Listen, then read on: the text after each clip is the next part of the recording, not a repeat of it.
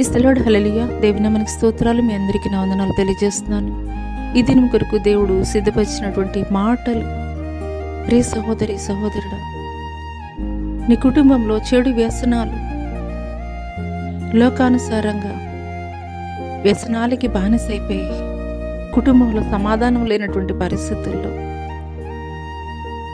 వీరి ఎన్నటికీ కూడా మార్చబడరని చుట్టుప్రక్కల వారు మాట్లాడుతున్న మాటలను బట్టి నీవు కృంగిపోతున్నావా? అయితే ఈ మాటలు దేవుడు నీ కొరకే మాట్లాడుతున్నారు.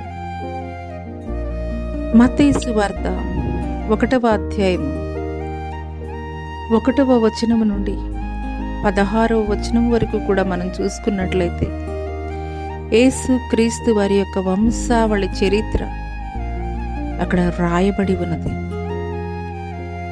ఆ యొక్క వంశావళి చరిత్రలో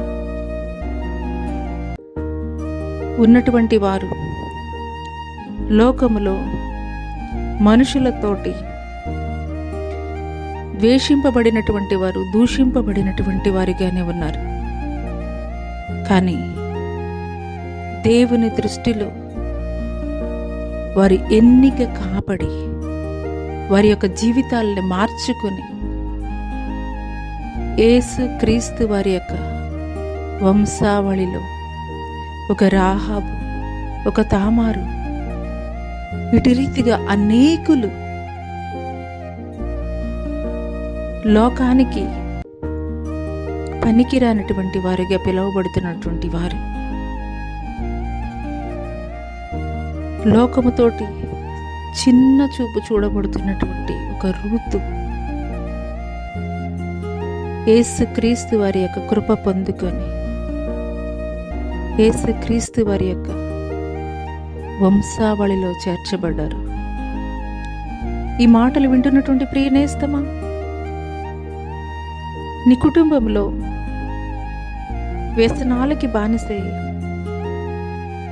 చెడ్డ ప్రవర్తన కలిగి కుటుంబంలో సమాధానం లేకుండా నెమ్మది లేనటువంటి పరిస్థితుల్లో నీ చుట్టుప్రక్కల వారు మాట్లాడే మాటలను బట్టి వీరు ఎన్నటికీ కూడా మార్పు రాదు, వీరి జీవితాలు ఎన్నటికీ మారవని నీవు ఆలోచిస్తున్నట్లయితే ఒక యేసు క్రీస్తు వంశావళిలో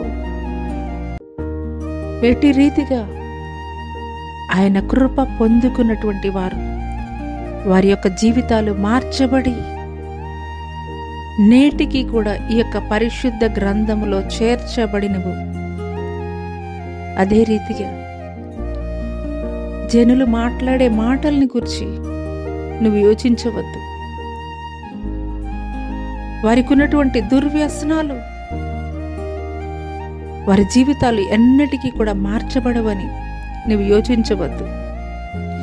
దేవుని కృప కొరకు వారి జీవితాలు మార్చబడాలని నువ్వు ప్రార్థించగలిగినట్లయితే ఎట్టి రీతిగా యేసుక్రీస్తు వారి వంశావళిలో లోకములోని జనులతోటి ఎన్నిక కాబడినటువంటి వారు ఘనులుగా వారి జీవితాలు మార్చబడి యేసుక్రీస్తు వంశావళిలో చేర్చబడ్డాయో అదే రీతిగా ఆయన కృప కొరకు నీవు అడిగినట్లయితే ఆయన కృపే వారి జీవితాలను మారుస్తుంది, ఘనులుగా నిలబెడుతుంది. ఈ యొక్క క్రిస్మస్ శుభవేళల్లో అట్టి కార్యాలు నీ కుటుంబంలో నేను పొందుకోవాలి అని నీవు ఆశిస్తున్నట్లయితే ఇట్టి రీతిగా ప్రార్థించు.